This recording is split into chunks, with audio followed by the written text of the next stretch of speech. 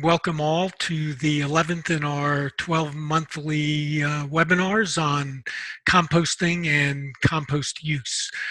Today there will be two speakers. I'll address compost use first, and then my co-speaker today, Pat Milner from USDA ARS in Beltsville, will talk about compost safety, particularly with respect to infectious agents. Also on the line with us here is Gary Felton, my co-organizer. Gary will be monitoring the Q&A. If there are any questions that need immediate answering, Gary will break into our presentations and make sure that we can answer those so that you don't get left in the dust, and otherwise he'll hold questions to the end of both Pat and my presentation. So let's start immediately.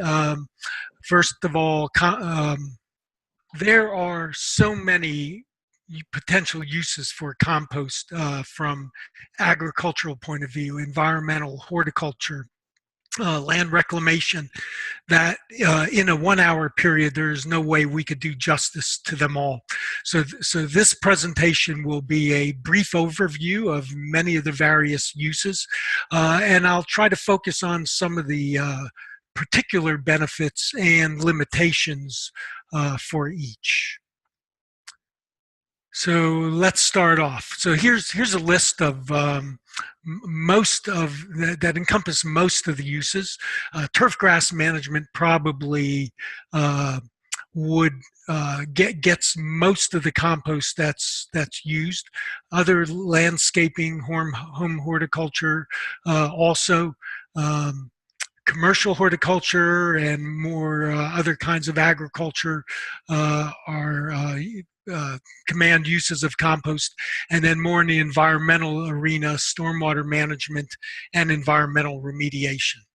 So what are the benefits, the main benefits of compost? Well, because of its high organic matter content, most of the benefits we see are those that can be used in situations where we are short on organic matter.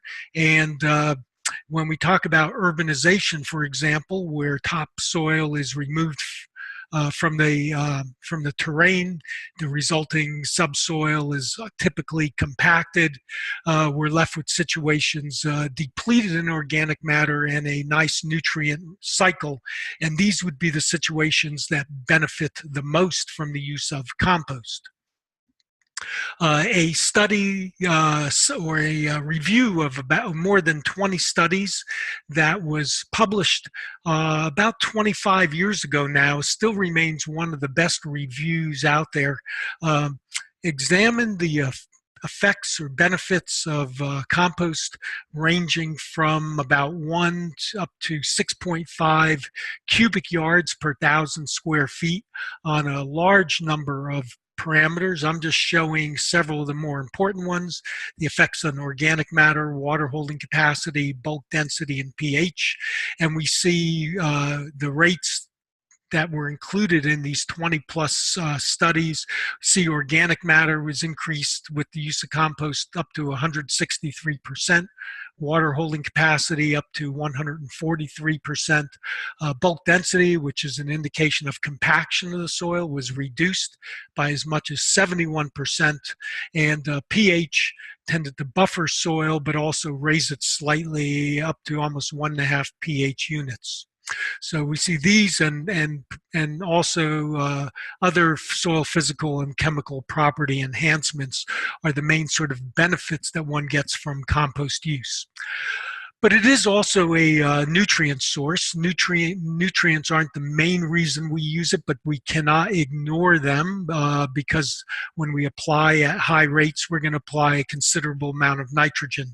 In this slide, we show results from a survey done by Penn State University in which they analyzed hundreds of composts made from food wastes, manures, manure plus food, biosolids, leaf and yard waste, and spent mushroom substrate. And we see that largely the nitrogen contents kind of range from around 1 to 3%, with the means being plus or minus 2%. In the bars, the central horizontal lines are an indication of the nitrogen means. So it's certainly not a high nitrogen containing amendment. But again, when it's applied at the rates that we typically apply compost, it can be a significant source. Now, simply by having a lot of nitrogen applied doesn't mean that the plant will receive a lot of nitrogen. We know that during the composting process, nitrogen is both lost in the process, in the composting process, but also converted to a more stable, less plant available form. So I'd like to use this table I'll show on this slide to show you the kinds of reduction in nitrogen, plant available nitrogen. And this example will use plant available nitrogen maybe from manure and biosolids, both composted and uncomposted. So here we have in this row what the nitrogen parameters would be for these products uncomposted, and this would be the nitrogen parameters for the composted. Organic nitrogen and non-composted manure and biosolids is typically in a range of around 2 to 5%. Composting, by both diluting it with maybe some woody product and also the loss of nitrogen through volatilization, can reduce the nitrogen content almost half, sometimes to maybe 1.5 to 2.5%, as we just saw in the preceding slide. So what does that do to the content of nitrogen in the compost? Well, pounds of nitrogen per ton at 2 to 5% dry matter basis would be about 40 to 100 pounds of nitrogen per ton, but the composted material would be in this range of 30 to 50 pounds of nitrogen per ton. Now, as I mentioned, the process of composting further reduces the plant available portion of nitrogen, making it less accessible to plants. So organic nitrogen availability and uncomposted manure and biosolids will make up about 25, will provide about 25 to 60% plant available, whereas in composted material, only 5 to 15% of that organic end will be plant available. So finally, we see that this results in uncomposted manure and biosolids providing about 10 to 60 pounds of plant available nitrogen per ton, whereas a composted material may supply as little as 1.5 to maybe 7.5 pounds of plant available nitrogen per ton. So again, small amounts of nitrogen available as organic matter is the prime benefit. So another element that's very important, not just for plant nutrition, but for environmental processes, is phosphorus.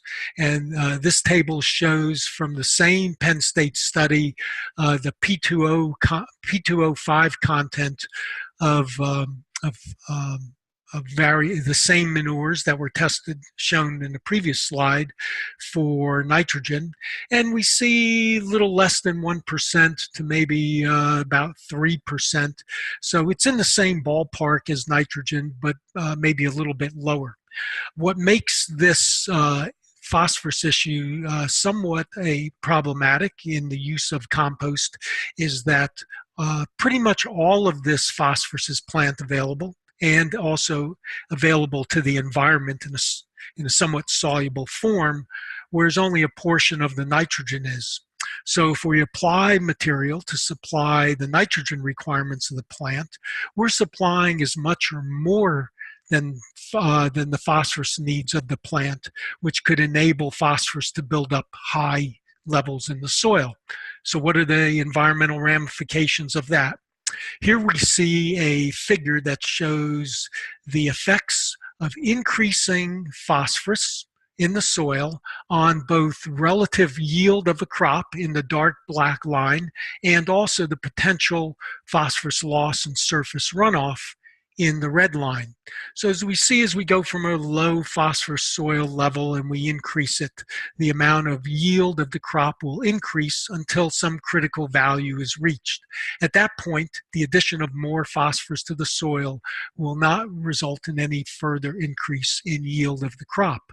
However, that at that point there is a large increase in the amount of phosphorus that could potentially run off. So while the plant has not yet reached its maximum potential yield, phosphorus potential loss is small, but as we apply more phosphorus beyond what a plant can take up, there's great potential for increasing surface runoff loss. So this is a potential problem when one supplies compost that supplies excess amounts of phosphorus to the soil. So now I'd like to go through a number of different uses, starting out with turf grass. And first we'll look at turf grass establishment. So here we see some different recommendations for application of compost to maybe a degraded urban soil to establish compost. Typically, the recommendation is to apply 1 to 2 inches deep of compost, which would be equivalent to about 3 to 6 cubic yards per 1,000 square feet, or 135 to 270 cubic yards per acre. One would then incorporate this to 5 to 7 inches, or 20 to 30% by volume, and then establish the vegetation by seeding, sprigging, or sodding. Another use of compost in turf grass is to top dress. So this would be for a turf grass that's already established, but maybe over time becomes somewhat compacted. Compost can replace topsoil, peat, and wood fines in conjunction with aeration and seeding. So here we see a core aerator pulling cores out of the turf grass covered soil. Compost might then be applied a 1/4 inch to a 1/2 inch and then raked in. Here we see a soil core that's been pulled out, and we can see that the compost has actually fallen into the holes, and this compost down into that soil can be a source of nutrients, water holding organic matter, and help promote seed germination and improve other soil properties. There are some non-nutrient benefits and non-physical property benefits of compost that I want to show at this point, because some work has been done with these and turf grass. These are those of disease suppression. So we know many of our crops, including turf grass, are often treated with fungicides to prevent disease infestation. In this table, we show the results of a study by Nelson and Boehm from Cornell, in which they compared the effects of an untreated plot, a plot treated with a standard fungicide, and 2 different composts on various diseases: brown patch, red thread, and Pythium root rot. And for each of these, we see that the fungicide standard performed well compared to the untreated, as shown by the asterisk. It significantly reduced disease. The leaf compost and turkey leaf compost also reduced leaf by being suppressive to this brown patch disease. For red thread, there was no fungicide standard used. The leaf compost did not perform any better than the untreated, but the turkey leaf compost in fact did cause some disease suppression and resulted in only 10% of the area that was diseased. And finally, for Pythium root rot, we see that the turkey leaf compost in fact performed even better than the fungicide standard. There was no significant difference between the fungicide standard and the untreated, but a slight reduction in the Pythium root rot with the turkey litter compost. So this type of disease suppression has been shown repeatedly in other studies on turf grass and some other plants. Let's move now into sort of landscaping and home horticulture uses without getting into too much detail. Again, a couple inches of in a planting bed incorporated into the soil provides improvement in soil physical and chemical properties, and also supplies some plant nutrients. It can also be used as a backfill component when one is planting, in this case, some woody perennials. Again, large enough hole that typically the soil that's removed might be mixed with compost to increase so the compost is maybe 20 to 30% by proportion in that soil, and then filled back in around the plant. We also have some use of compost as a mulch. Can be used around the home, but it's also been used in orchards. An interesting study that's done by Lloyd et al. And was published in Biocycle about 15, 16 years ago was comparing the effects of composted yard trimmings as a mulch in an orchard versus ground wooden pallets. The results that were found in the study is the woody mulch and the compost both conserved soil moisture, and they both increased soil organic matter. But the compost increased and the woody mulch decreased both soil nitrogen and plant growth. And this is largely because the compost is a more stable product in terms of carbon to nitrogen ratio, where the woody mulch not so much. So the compost would have, in this case, had a carbon to nitrogen ratio of less than 20 to 1. It did not immobilize and probably provided a little bit of nitrogen through mineralization, but the wood mulch, in fact, would have, in this case, immobilized nitrogen and caused a poor response of the orchard plants.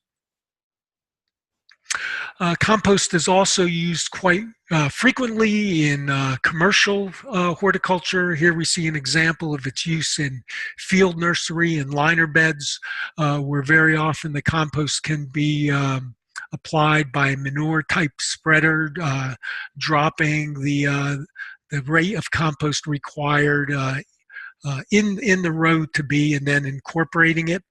Again, it can be useful. It's been shown to be useful both in improving water holding capacity, improving soil structure, providing nutrients, and as we've seen in the turfgrass example, showing some disease suppressiveness.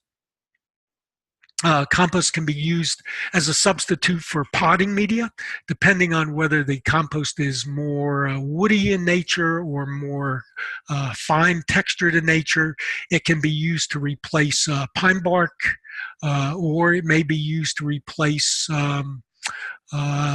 peat in such kinds of potting media.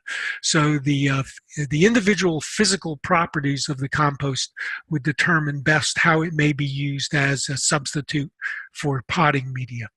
Now, potting media is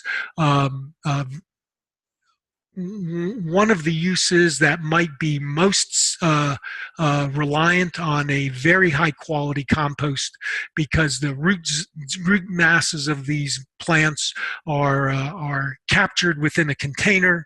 There's nowhere for salts to easily leach. If there's excess amounts of unstabilized volatile fatty acids, their detrimental effects on plant growth would be much greater in a container than they would in a field soil.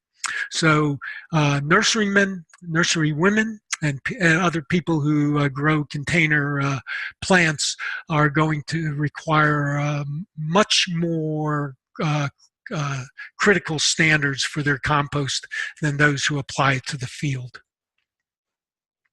I'd like to share some data with you about a study that we performed in Virginia, in the Piedmont. This study was done in Orange, Virginia in the years 1999 to 2005 on a silty clay loam soil. Treatments that we used were two types of compost. One was comprised of a mixture of poultry litter and yard waste, and the other of biosolids and wood chips. And these were both applied annually at the requirements of the crops that were grown in the field. We also applied annually poultry litter at the agronomic nitrogen rate. And then 2 other treatments were either a fertilizer applied according to soil test requirements, or no fertilizer applied at all. This is just one of the treatment plots of one of the compost materials. The materials were incorporated into the soil. Over the period of those 5 years, we grew a variety of horticulture and agronomic crops: pumpkins, bell peppers, sweet corn, eventually moving to soybeans and field corn. Over this period, because we were applying the composted materials at the agronomic nitrogen rate, we saw a large increase in soil phosphorus. And so here we see a soil test result for phosphorus in the upper 2 inches. And this soil test is a Malick 3 soil test in parts per million. And the control, in which no nutrient was added, had a relatively low concentration of 23 parts per million. The plots that were fertilized according to the soil test requirements and applied poultry litter had similar soil test phosphorus, but the treatments that received both the poultry litter yard waste compost and the biosolids wood chips compost had extremely high concentrations of phosphorus, levels that would be considered environmentally potentially detrimental because of the high soluble phosphorus that would result from these high P levels, with the potential for runoff. So this is a potential disadvantage if you're using composts and supplying them or applying them to supply the nitrogen needs of the crop. But to further determine whether or not these high levels of phosphorus under these conditions posed a problem, we performed some rainfall simulation, runoff collection, and analysis. So this is our rainfall simulation design. We pound into the soil a frame, and then we rain 2 inches an hour onto this, and then collect runoff through this tube, and begin to collect runoff for half an hour after the runoff begins. And then we analyze that runoff for sediment and nutrients that we might lose through phosphorus or through runoff from this site. So here are the results of this site. Again, our 5 studies: the control, the fertilized study, treatment, the poultry litter amended treatment, the agronomic annual rate of poultry litter yard waste compost, and the annual application rate of biosolids wood chips compost. So the first interesting thing to see here is if we look at infiltration and runoff, the infiltration being the amount of water that moves into percolates into the soil, and runoff being what we collect that runs off the top, we see that we get an increase in infiltration with the 2 compost rates and a reduction in runoff with the compost rates. So how does this increase in infiltration and reduction in runoff affect the loss of phosphorus? So here are our phosphorus data, and these are in kilograms per hectare that were lost during this 30-minute period of runoff. After runoff began.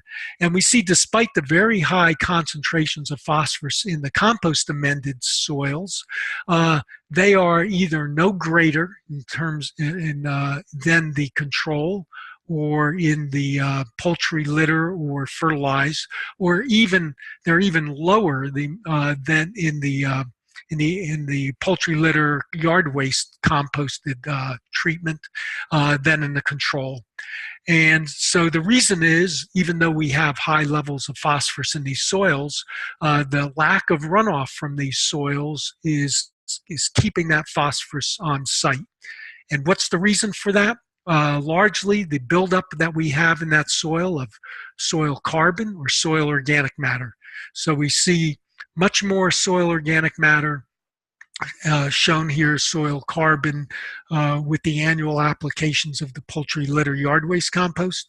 We have more carbon in the biosolids compost than we do in the other three treatments, not as much as we do here. The difference between these two is we had to apply less compost to supply the nitrogen with the biosolids.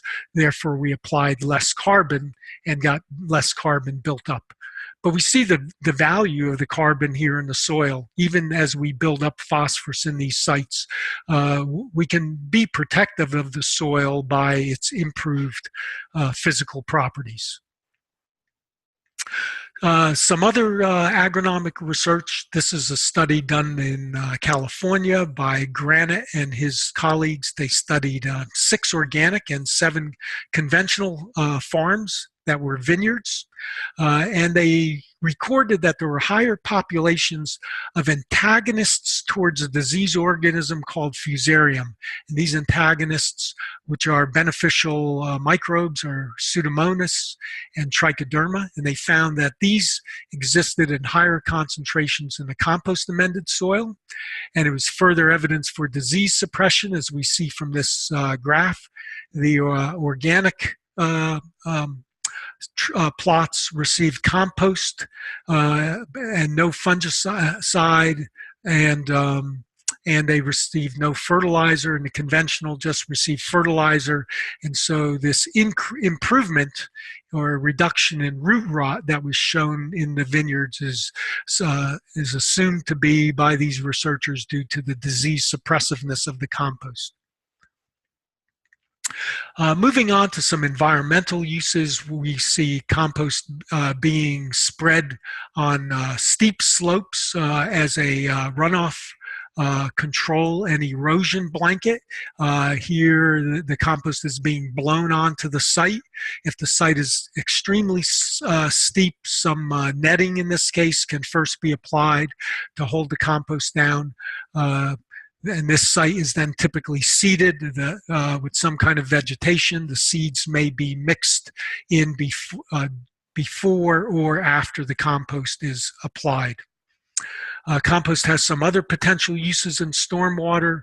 Here it's being used in our compost socks. These are like sausage material into which compost can be blown. Here it's used around a construction site. Here it's used around a stormwater drain where some silt fence had apparently failed, resulting in a lot of sediment in the road. But the compost sock here was filtering the sediment and nutrients very well. There's certifications for these socks, as we see here, where they'll describe the water flow through them, whether there's any leaching of nutrients, the reduction that one would expect to see in NP and K, and some tests for motor oil, turbidity, and such. So using the correct composted material to fill these socks, they can be a great stormwater remediation tool. Another use in stormwater might be as a component of a surface bioretention mix. So bioretention cells, remember, are human-constructed sandy soils that filter water, but in the top of this, there's typically an organic matter layer that's used to protect the top of the sandy layer, and also provide a little bit of nutrient for any vegetation that one might grow in the bioretention cell. So compost is used quite often in this regard. Another stormwater use is that on vegetated or green roofs.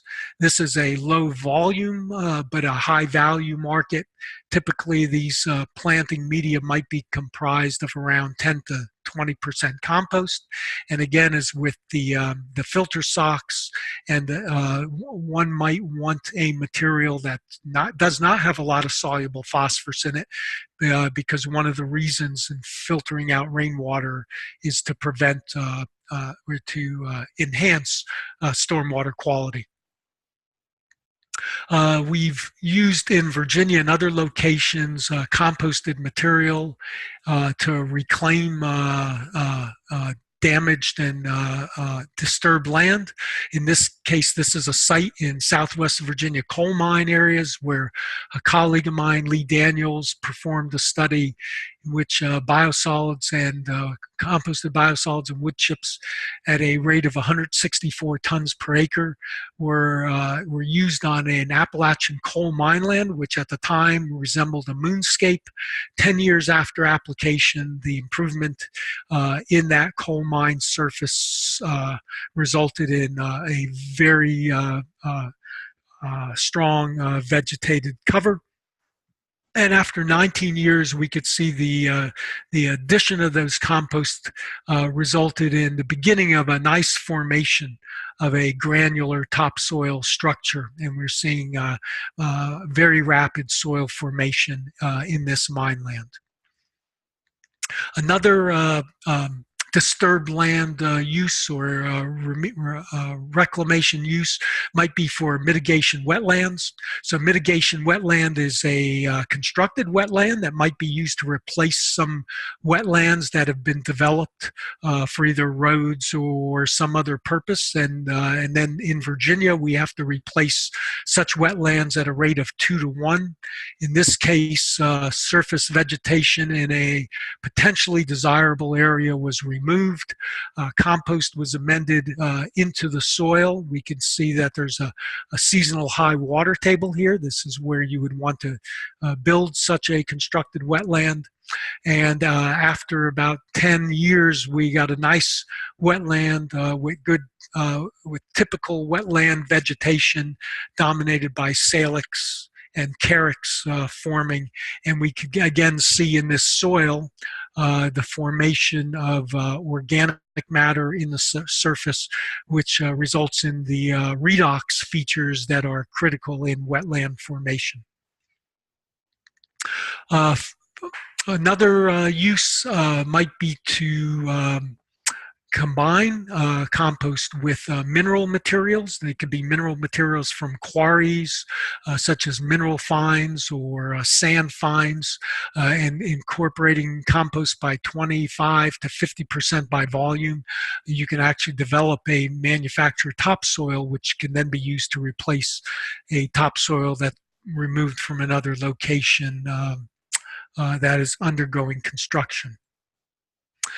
So sort of as a summary of the comparisons of compost with some of what we substitute compost for, manure, peat, and topsoil, we could see comparisons and how compost compares in terms of nutrients, soluble salts, pH, bulk density, water holding capacity, organic matter.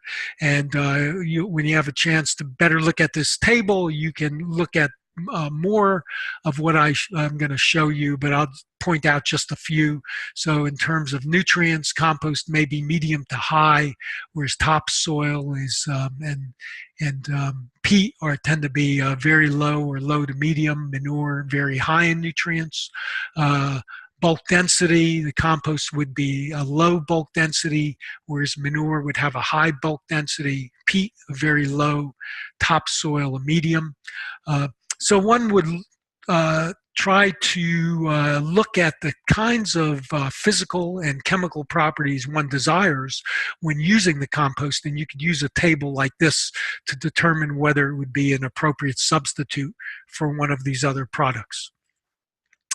And then finally, I would like to just make you aware, if you are in the Mid-Atlantic and are interested in purchasing or using some compost, we do have a Mid-Atlantic composting directory. If you just Google Mid-Atlantic composting directory, it'll come up and it'll show you contacts for compost facilities in Virginia, Maryland, West Virginia, Delaware. So with that, I'll begin. I'll stop sharing my screen. Unless there's, Gary, unless there's any immediate questions, we can move on to Pat's presentation. Hi, good afternoon. My name is Pat Milner, and I will talk to you now about composts and other types of soil amendments that are generally used in agriculture and horticulture. And I was asked to talk about pathogen issues, safety issues, and some things about their assessment. So I will proceed through that. So what are the composts and soil amendments? As if you've followed through most of the editions or sessions in this series of webinars, I'm taking, for example, that you understand the mechanism of how composts are produced, that these are, we're talking about managed composts, not just stacks of organic material that are allowed to proceed under natural conditions without a lot of intervention or management. A lot of soil amendments that are emerging on the marketplace at the present time actually will list compost as a component, but they will also list many other ingredients as well. And sometimes they don't exactly tell you what the compost feedstocks were. Some do, some don't. But there are very many blends, and these blends actually are designed for different purposes. So the buyer is left to kind of match up what their intended use is and what they may do with those. And we have found that in our research, there's some of these are not as beneficial to safety issues as others, and we'll talk a little bit more about that as I go along. The pathogen issues, I'll describe those. There are different classes of pathogens that are a concern, and knowing a little bit about what the differences are may help you understand this area a little bit better. And we'll talk about the specific disease agents. Some are not exactly pathogens, but we'll get into that as well. And then I'll give you an idea of all the different ranges of different kind of treatment and disinfection technologies that are currently available. How does composting stack up against the other choices? And then we'll talk about a little bit more in depth on the assessments that have been made with some of these different agents and different processes. So when we talk about composts, we know that we can have different kinds of feedstocks that are introduced into compost. So from strictly the animal source types, you could use abattoir residuals, different kinds of animal manures, dissolved air flotation sludge from a processing facility for like chickens.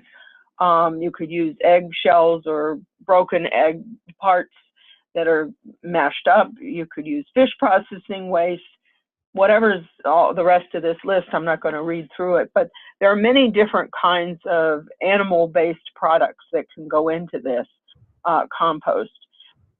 You can also have a wide range of vegetated material that can go into that, and you can kind of glance through this list and see this. Now, at this point, I'll point out that the current rules for utilization of compost in horticultural production for plants is there are a lot of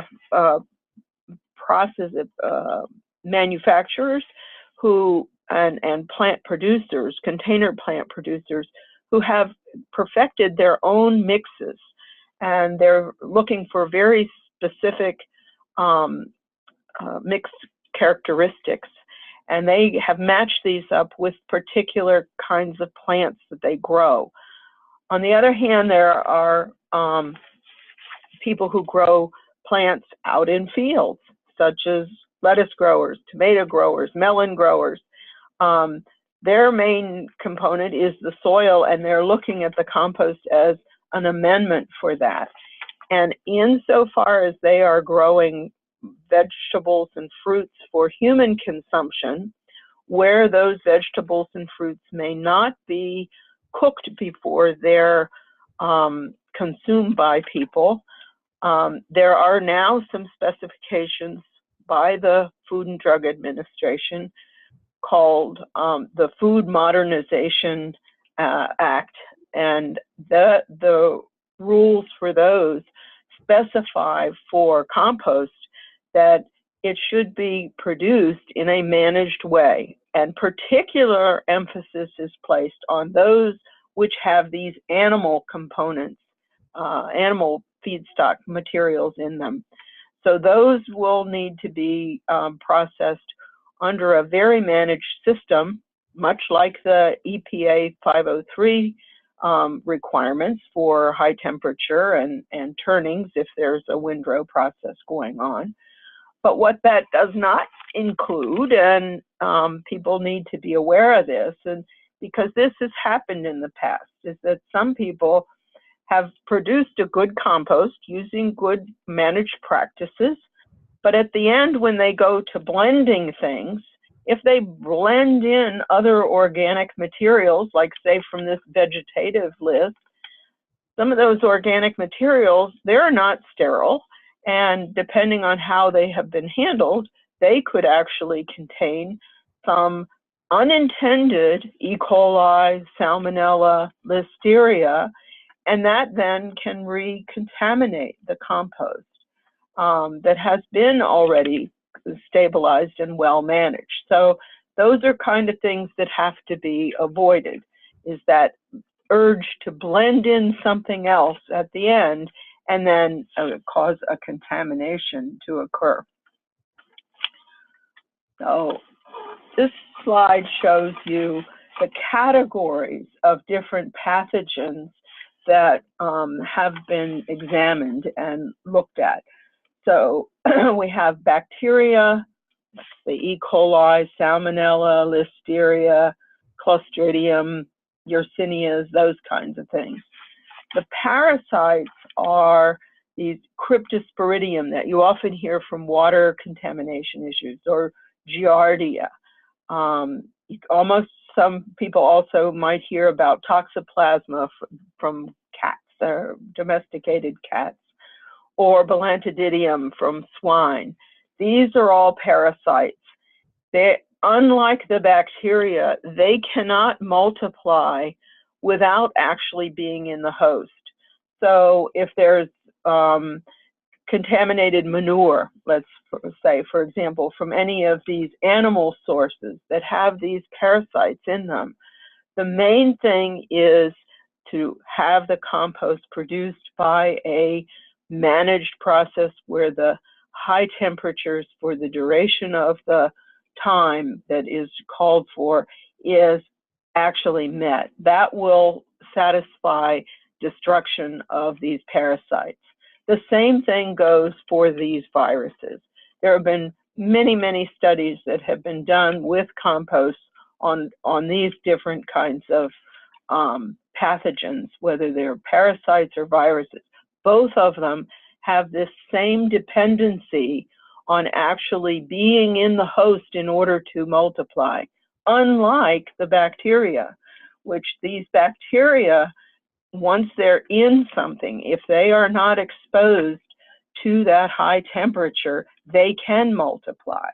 And they can multiply when, even if one survives, and then some new substrate is introduced into that final product, let's say grass clippings or something like that, that blended material supplies nutrients, and those few little survivors can actually gobble up those nutrients very quickly and almost overnight explode the population.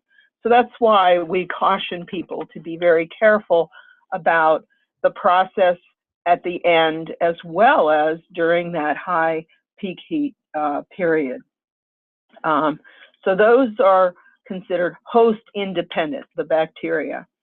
One thing I would say is that you might see Clostridium on the list. Clostridium is an anaerobic bacteria, and we know that compost is an aerobic process when it's managed well. However, that does not mean that every single morsel of that tons of compost has been exposed to a completely aerobic environment, simply because the air cannot diffuse through every morsel, even when it has some moisture in there.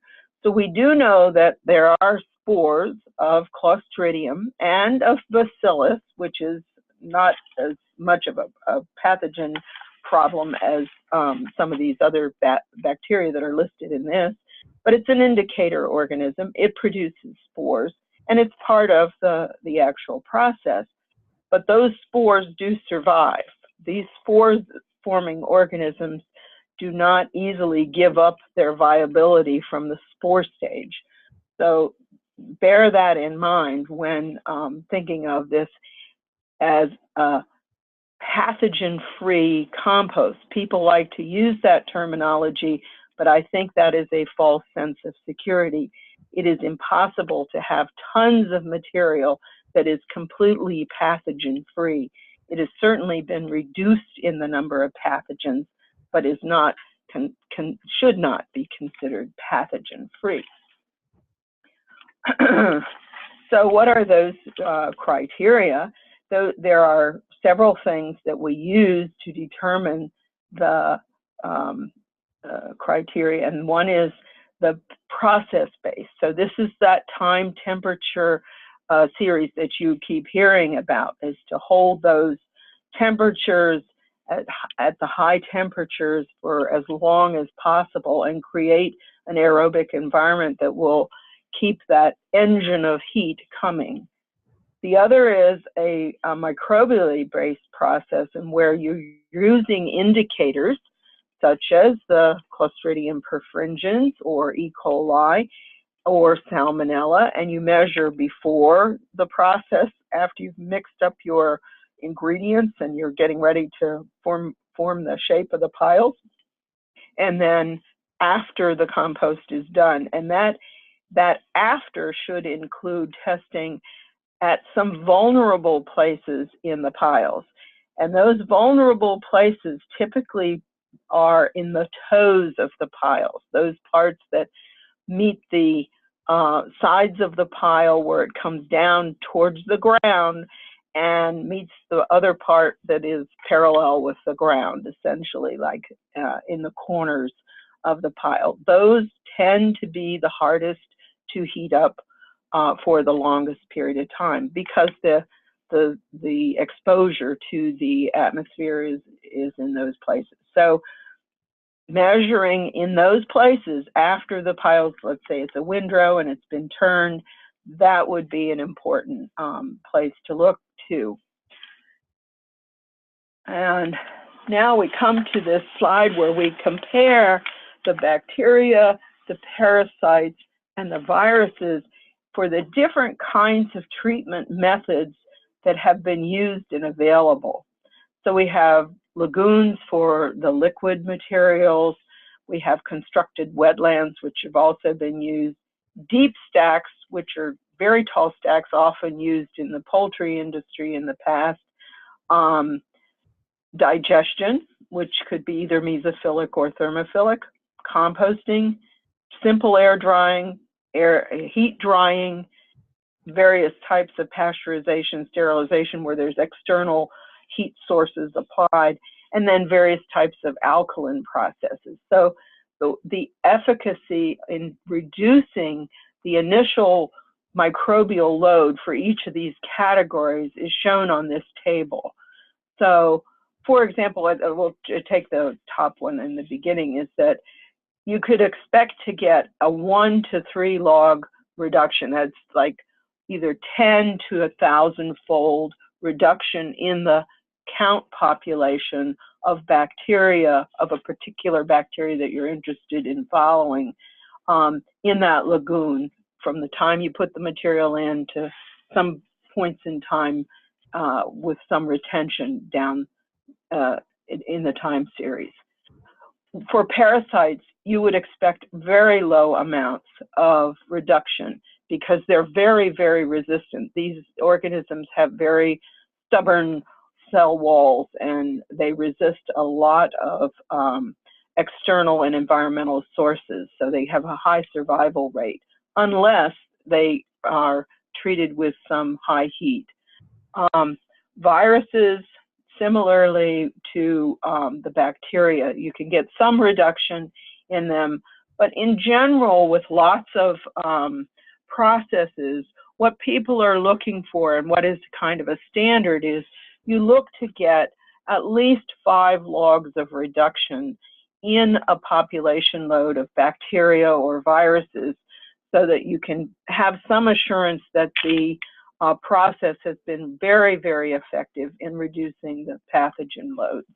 So as you look down these columns, look for those treatment methods that give you at least a 5 log reduction. And when you see that those that use heat in some fashion or other are the ones that tend to be most effective.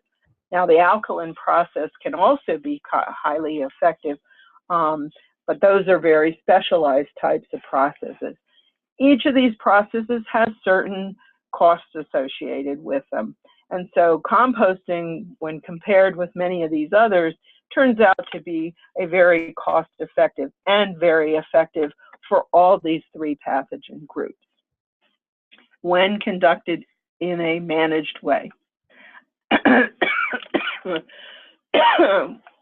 Some of the main things, the key kind of take-home messages about maintaining a low pathogen content in that final product is to always follow the management treatment process that is prescribed to reduce those pathogen loads. So whether you're doing aerated static pile, or you have an in-vessel system, or you have a windrow system, there are standards which you've learned about in the other parts of the course. You need to adhere to those. And you're not only using just the pathogen part, but you're also looking that you're not attracting vectors. Because if your process somehow has an attraction for vectors, either small critters or birds or insects, those can take the incompletely inactivated pathogens from one site on your facility to another and recontaminate the material. So you want to eliminate that vector attractiveness. And then once you have the material in a good state of treatment, you want to be able to store it and place it so that you're not exposing it to the elements runoff from fresh feedstocks that are brought in, equipment that is contaminated. You don't want to use dirty equipment to handle your final clean product. So those kinds of things. And you definitely don't want to mix unstabilized materials with your final product, which you've so carefully prepared to eliminate these pathogens. So when I look at this process, which I have this diagram from the Composting Test Methods Manual, what I see is some very critical points. And I don't know whether you all are familiar with this concept of the hazard analysis and critical control points, but that's a system that was invented with NASA and has now taken over in many other sectors of manufacturing. So if you look at this as a manufacturing process in producing the compost, you look at each one of these steps and say, well, where's the hazard at that step? And think about what kind of intervention control you can implement in your facility or operation to correct for an identified hazard, that'll help you to maintain the control at each one of these steps. So for example here, I've given some ideas about this. So you have the collection. So you want to separate those materials that come in, and so that you have a good feedstock that you can actually work with to make compost. So at the delivery inspection stage, you want to cut down on the spread of microbes from that reception area to any of the other areas and to any of the not so clean. You want to keep the not so clean equipment separate from the cleaner equipment. You want to avoid cross-contamination. So you'll have a dirty to clean flow of materials. You want to limit the access of birds and vermin that might vector any pathogens to other locations. And in doing this, you want to have standard operating procedures that tell you how to correct if you do see some intervention here. There's some activity that occurs that is outside of the norm that you're selecting for the standard at your facility. This thermophilic disinfection phase is very critical, as we've talked about, and so that should have an SOP associated with it, and some idea about, well, what happens to that material if you are not achieving the target that you're looking for. What are the interventions? How do you prevent vectors from entering that part of the process or disturbing that process? And how do you control for cross-contamination by equipment? Then you want some documentation for monitoring of that type of period in the whole process, and so on and so forth. So hopefully these slides will be available to you, but at each one of these steps, you can see and read through these, and I have some more detailed things if you want to avail yourself of that. But at each step, there should be a standard operating procedure where you've identified what the hazards are and how to correct for them. I want to talk a little bit about compost tea, because this has been something that has, over the last maybe 10 years or so, become a very popular idea among people in the horticulture industry. The idea is to mix some compost with some water and either aerate it by bubbling air through it when it's in a vessel, or letting it sit inside of a bag or a sock, some kind of porous material, for a few days or so, and then using that liquid portion, because it's supposedly infused with all the wonderful bacteria that are in compost, to either spray on the foliage of plants with some dilution, or to use it in a drench on the roots, and so on. There have been a number of different papers that have been produced and published on this topic. The idea behind this is that by using these consortia of bacteria that are in these slurries, you will be able to prevent some kind of root diseases or foliar diseases. The safety problem with this is that people have figured that maybe there's just not quite all that that's needed in those composts, so they'll add things to these mixtures. Some of the things that have been added include seaweed extracts, fish extracts, molasses, and many other different kinds of things. The list is quite long. The point of this is that by adding those to a compost, which is, although it's pathogen reduced, if it started from a manure mixture, you may not have eliminated every single last Salmonella, E. coli, or Listeria. And when you add something like molasses, you are giving that population a real boost. So we advise not doing this. And in fact, the National Organic Program has advised against doing that even for organic producers. So this is something to keep in mind if you hear of people asking about using compost for compost tea.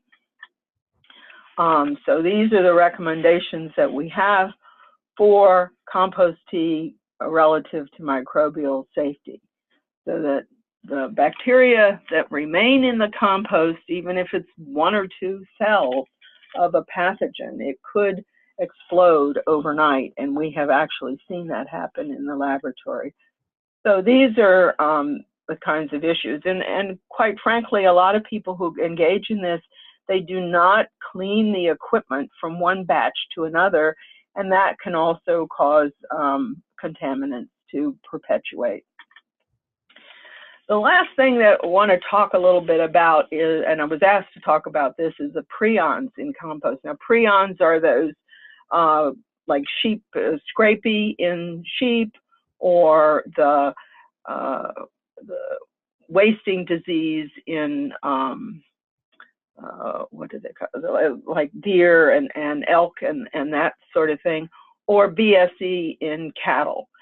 And so a number of people have looked at this over time, particularly in Canada, and they've found that that compost temperatures lead to acceleration of protein denaturation. And these prions are not microorganisms per se.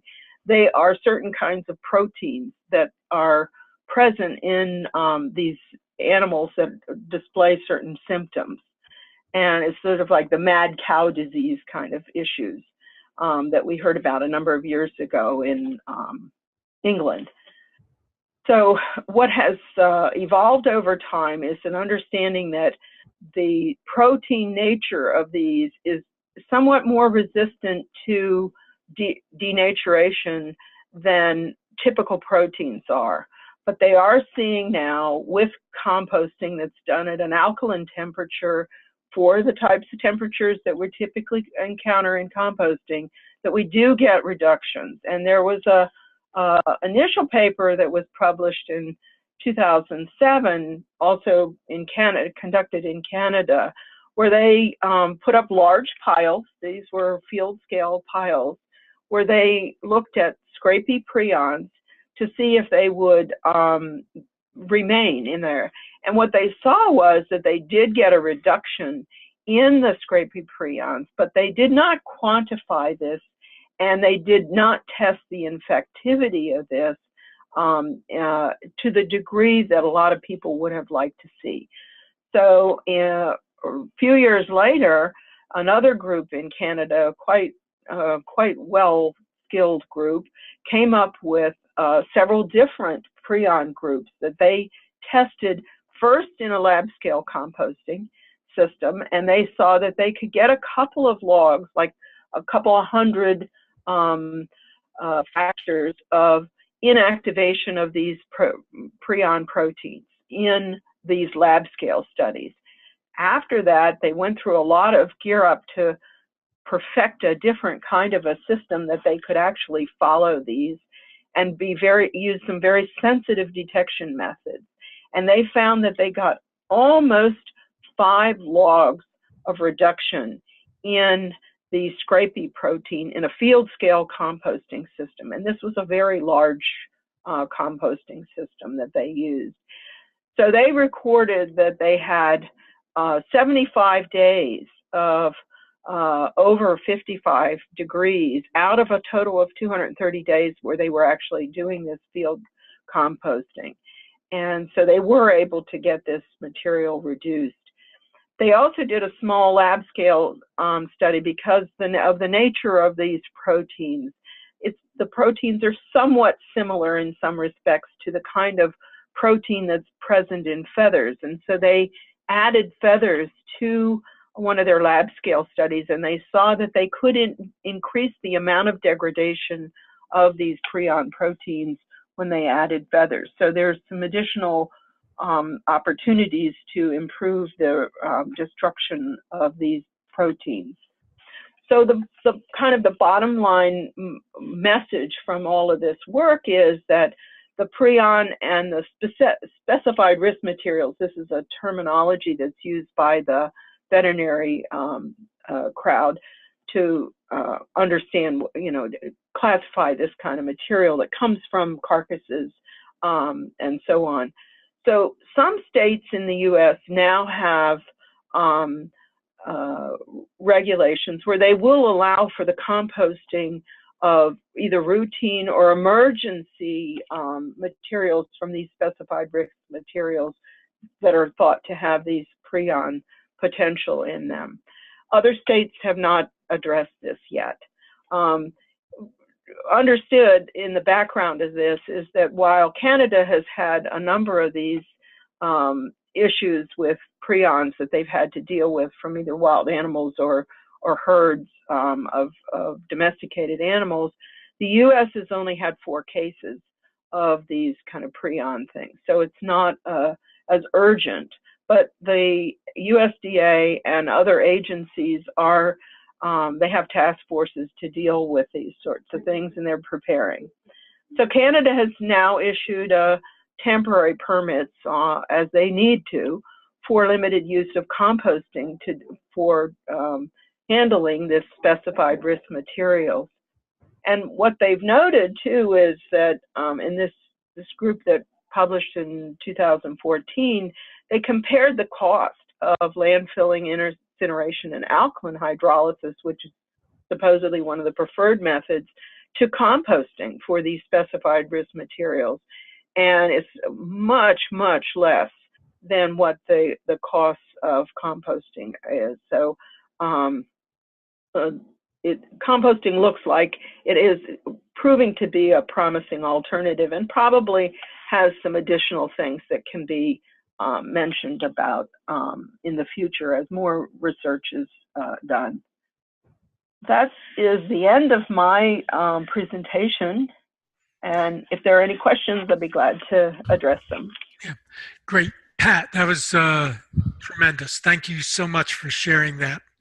I'll let Gary scroll through any Q&A that there might be and pass those questions on to Pat or to me. We have a very quiet group today.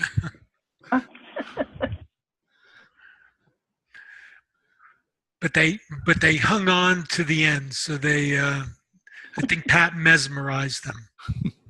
Oh. I know from time to time people have asked questions about aerosols in the air and the things that might come about from the handling operations at composting sites, particularly when the material gets dried out and so on. And there have been a number of different evaluations of that sort of thing across the country. And as far as I know, there have not been in recent times any adverse impacts from any of those activities where, there is a certain amount of dust with any kind of agricultural operation.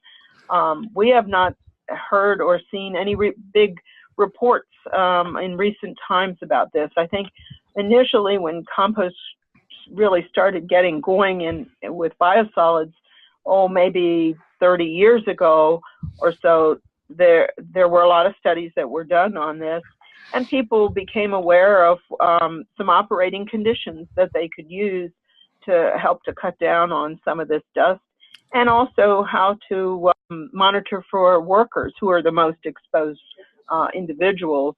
And so I think a lot of those kind of issues have kind of calmed down over the years. We have a question sort of related to that. We have a question that says, are there airborne pathogens a composter should be concerned about? Mm-hmm. Yes. Well, mainly those are fungal spores. We published on this a number of years ago. There's some aspergillus spores that are very heat-tolerant types of aspergillus, and they tend to produce a lot of spores at certain places in the compost pile, not in the deep cores where it's super hot. Fungi are a little bit different than bacteria in their temperature tolerances. So this particular organism will tolerate temperatures up to maybe 40 degrees, 45 degrees, but not beyond that. Beyond that, they get killed. But once the spores are there, the spores can then fly off of the material once it gets handled. And so that was an issue, and we actually did some studies a number of years ago looking at how much is actually released during certain kinds of operations. It's when the front end loaders really release the material, they turn the bucket down and the material just sort of falls through the air, or when a screener is operating. And what we see is that things actually, any particles of these spores that get in the air, once they start traveling in the wind, downwind, they quickly become diluted because the air is always moving around and there's a lot of turbulence. That creates a dilution factor. And so in order for individuals to be impacted by those, they would have to be pretty close to those operations. And that's why I say the workers are the ones that are most exposed, and the workers are the ones, and the people who operate these facilities, they know what to advise workers as to worker health and monitoring for that. I got a question here. Is there any time temperature graph for eliminating pathogens? Oh yes, we have those. I didn't put the graph up here, but yeah, those have been worked out. The way that was worked out, just to give you a little background on it, is that we selected viruses that are known to be extremely temperature tolerant. And we seeded the compost with these viruses, and we looked at how much time it took for exposure at certain temperatures for those viruses to be inactivated. And so the idea was, is if you could inactivate those, then you could inactivate organisms that were much less than that in terms of their tolerance. The additional organism that was used was also a parasite. It's a helminth organism, which is like a worm. It's a very tiny worm. You can't really see it with your naked eyes, but those are considered kind of the gold standard because they produce these eggs that have these very resilient shells on them. And so they're known to exist in the soil for like 7 or so years. I mean, they can really tolerate a lot of stressful conditions. So when seeded into compost and then followed over different temperature regimes, different time regimes, those kinds of graphs were generated. And again, that's how we came up with, if you could achieve 55 degrees for 3 consecutive days, you could kill these very, very resilient organisms in these different classes that were really difficult to get rid of. So that's how the documentation is. But we do have the graphs. I can supply those to anybody who wants them. I have another question. How does in-vessel composting compared to ASW composting compare in terms of pathogen kill? Well, again, it's a matter of how the in-vessel systems generally, as I understand how most of them work, they require some type of mixing of the movement of the material, whereas the static aerated pile is designed to get the heat to those exterior perimeters minus that shell that is the covering. So the idea is to make sure that by one means or another, either you're moving material into the hot zone or you're expanding the hot zone. And you're expanding the hot zone on the static aerated pile by providing that extra insulation on the outside of it. With any type of variation on the in-vessel system, you're moving material into a hot zone. Good, thank you. One more question on commercial composting. Where can a composter go, and how do they collect compost to test for pathogens? Well, there are specifications in the U.S. Composting Council manual for the test methods. There's a diagram in there that shows you where to go to actually in the pile to get your samples. So it's not just one sample, it's a composite of several different areas. So I would direct you to that. And I think that EPA has their recommendations. The FSMA rule, the new Food and Drug Administration rule, they have their own recommendations about sampling. So it depends on what kind of use you're trying to use that product for, or what certification program. You'll want to follow those recommendations for that particular program. There are a number of different laboratories, like for the U.S. Composting Council, they list in their STAY program. If you go online and look that up, you'll see a number of different laboratories that are listed that have the methods at the ready, and they do this all the time to perform the types of analyses that are specified for those programs. And in the FSMA rule for FDA, it tells you in that rule exactly which pathogens you need to test for. I think it's E. coli and salmonella, pretty much like the 503s. They may have also included some others. I can't quite remember that. And some of those things are still under review. Okay, one more question. The takeaway on compost tea for the average home gardener then is avoid compost tea, ? Well, I think the issue about compost tea, I mean, why do you want to use it? I mean, that's one question that you need to ask yourself. What do we really know that's going to be beneficial to use it for? And that's still an open question. Not every compost is the same, and not every compost tea will be the same. So if you're looking to apply it to foliar disease, to apply it as a foliar spray or drench on ornamental plants that are not going to be consumed by you or animals, have at it. You know, if that seems to work for you, then go for it. It's just not been very solidly supported by a long stream of good research evidence. On the other hand, if you're going to think about producing that for use on human or animal consumption food products, be sure that you're not adding things that are additional to the compost, and use compost that has passed a managed high thermophilic, good quality analysis and shows that you don't have pathogens in it.